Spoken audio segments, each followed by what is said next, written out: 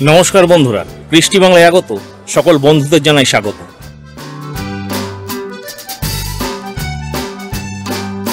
আমার পরিচয় হচ্ছে আমি রানী রাসমণি বংশের 5th জেনারেশন। আমার নাম হচ্ছে অজয় কুমার বিশ্বাস।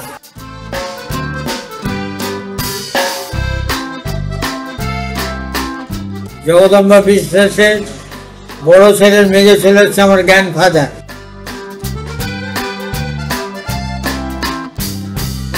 ইয়ং সাহেবটার সঙ্গে মেমটার কিছু দেখেছে, তখন ওই ইয়ং সাহেবটাকে গুলি করে মেরেছে, তারপর মেমকে মেরেছে, তারপর ও নিজে গুলি খেয়েছে।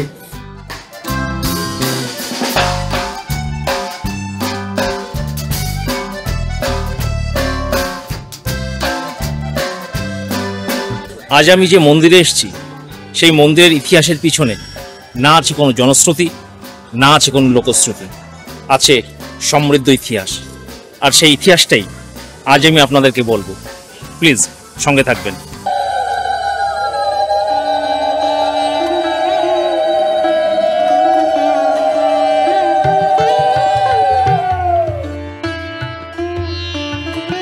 উত্তর 24 পরগনার বারাকপুর ও টিটাগড়ের মাঝামাঝি রানী রাসমণি গঙ্গার ঘাটের কাছে অবস্থিত মন্দিরটির নাম অন্নপূর্ণা মন্দির।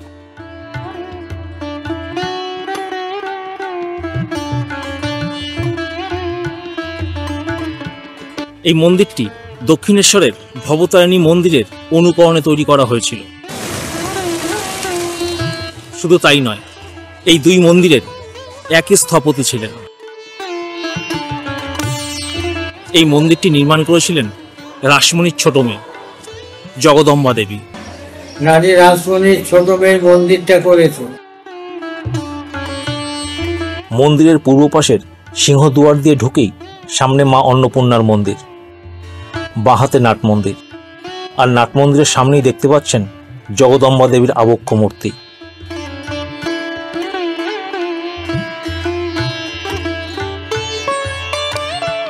এই মন্দিরটি নবরত্ন অর্থাৎ 9টি চূড়া বিশিষ্ট। মন্দিরের গর্ভগৃহে দেখতে পাবেন ভগবান শিব ও মা অন্নপূর্ণার মূর্তি। মন্দিরটি প্রতিষ্ঠিত হয়েছিল 1875 সালের 12ই এপ্রিল, আর মন্দিরটি উদ্বোধন করেছিলেন শ্রী শ্রী ঠাকুর রামকৃষ্ণ।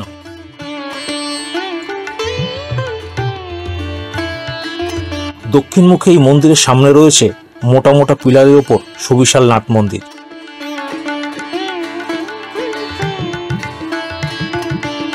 এখানে ঠাকুর রামকৃষ্ণ বেশ কয়েকবার এসেছিলেন। প্রথমবার এসেছিলেন এই মন্দিরের জন্য উপযুক্ত জায়গা নির্বাচন করবার জন্য। দ্বিতীয়বার এসেছিলেন এই মন্দিরের ভিত স্থাপনের দিন, আর তৃতীয়বার এসেছিলেন এই মন্দিরের উদ্বোধনের দিন, আর চতুর্থবার 1982 সালের উল্টো রথের দিন ঠাকুর এখানে এসেছিলেন।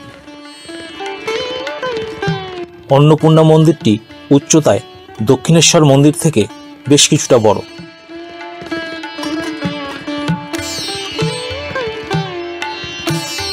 এখানে ঠাকুর রামকৃষ্ণ এসে একটি বেলগাছের নিচে বসে বিশ্রাম নিতেন। এই সেই বেলগাছ, যদিও সেই পুরনো বেলগাছটি এখন আর নেই। পরবর্তীকালে সেখানে একটি নতুন বেলগাছ লাগানো হয়েছে।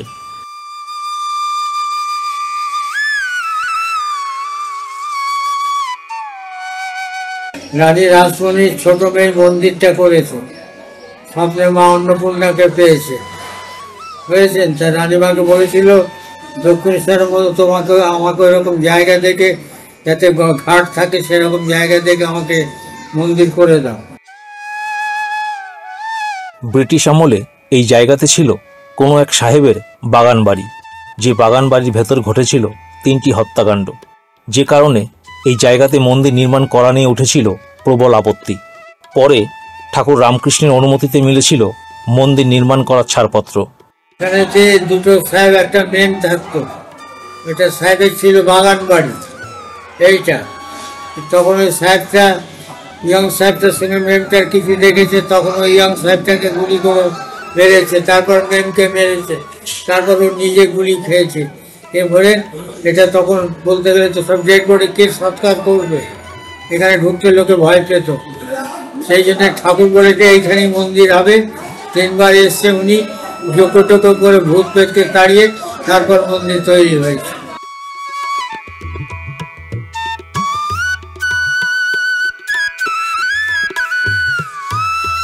মথুরমোহন বিশ্বাসের দ্বিতীয় স্ত্রী ছিলেন জগদম্বা দেবী। মথুরমোহন বিশ্বাসের প্রথম স্ত্রী করুণাময়ীর মৃত্যুর পর জগদম্বা দেবীকে বিবাহ করেন মথুরমোহন বিশ্বাস। এই করুণাময়ী ছিলেন জগদম্বা দেবীর দিদি। মথুরমোহন বিশ্বাস ও জগদম্বা দেবীর পুত্র দ্বারিকানাথ এই মন্দির প্রতিষ্ঠার সমস্ত ব্যবস্থা করেন।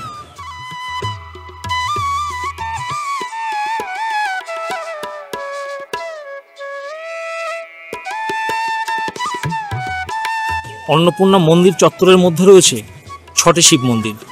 শোনা যায় জগদম্বা দেবী নাকি 12টি শিব মন্দির নির্মাণ করতে চেয়েছিলেন। পরবর্তীকালে তিনি স্বপ্নাদেশ পান তিনি যেন তার মায়ের অনন্য কীর্তির সঙ্গে পাল্লা দিয়ে মন্দির নির্মাণ না করেন। পরবর্তীকালে তিনি তার সিদ্ধান্ত থেকে সরে আসেন এবং 6টি শিব মন্দির নির্মাণ করেন। অন্নপূর্ণা মন্দিরের উত্তর পশ্চিম কোণে অবস্থিত এই 3টি শিব মন্দির। এটা কপিলেশ্বর, মাঝেরটা কৈলাসেশ্বর আর বাঁ দিকেরটা কেদারেশ্বর। মন্দিরের দক্ষিণ পশ্চিম কোণে এই 3টি শিব মন্দির অবস্থিত। ডান দিকেরটা কিন্নরেশ্বর, মাঝেরটা কাম্বেশ্বর আর একদম বাঁ দিকেরটা কল্যাণেশ্বর।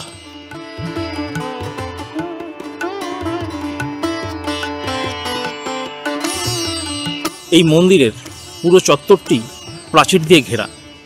মন্দিরের পূর্ব দিকের মেন গেটের উপর রয়েছে একটি সিংহের মূর্তি, যে সিংহের মূর্তি নিয়ে তদানীন্তন ব্রিটিশ সরকারের ছিল তীব্র আপত্তি, কারণ এই সিংহই ছিল ব্রিটিশ সাম্রাজ্যের প্রতীক। পরবর্তীকালে দীর্ঘ আইনি লড়াইয়ের পর কোর্ট রায় দেয়, the art is art, let the art prevail. তারপর থেকেই সেই সিংহের মূর্তি আজও রয়েছে।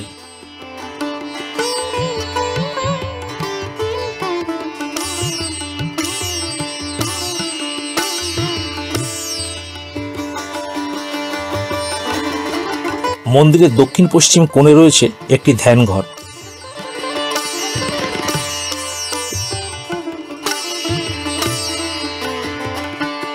ধ্যানঘরের পাশের ঘরগুলোতে রয়েছে পিতলের গোপাল ও রাধাকৃষ্ণের মূর্তি।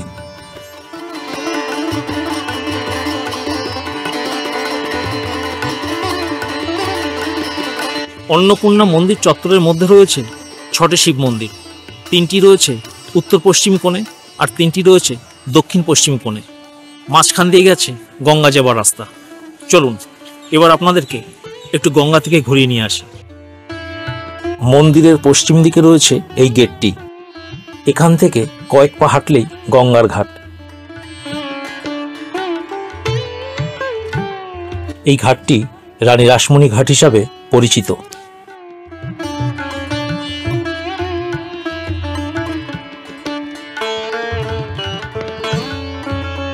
বন্ধুরা, এবার কথা হলো আপনারা এখানে কিভাবে আসবেন। আমি যেভাবে এসেছি, আমি শিয়ালদা মেন লাইনে ট্রেনে করে বারাকপুর থেকে এই মন্দিরে আসার ডিরেক্ট কোনো অটো নেই। আপনাকে অটোওয়ালাকে বলতে হবে অন্নপূর্ণা মন্দির যাব। আপনাকে বিটি রোডের একটি বিশেষ জায়গায় নামিয়ে দেবে। সেখান থেকে হাঁটা পথে 7 থেকে 8 মিনিট।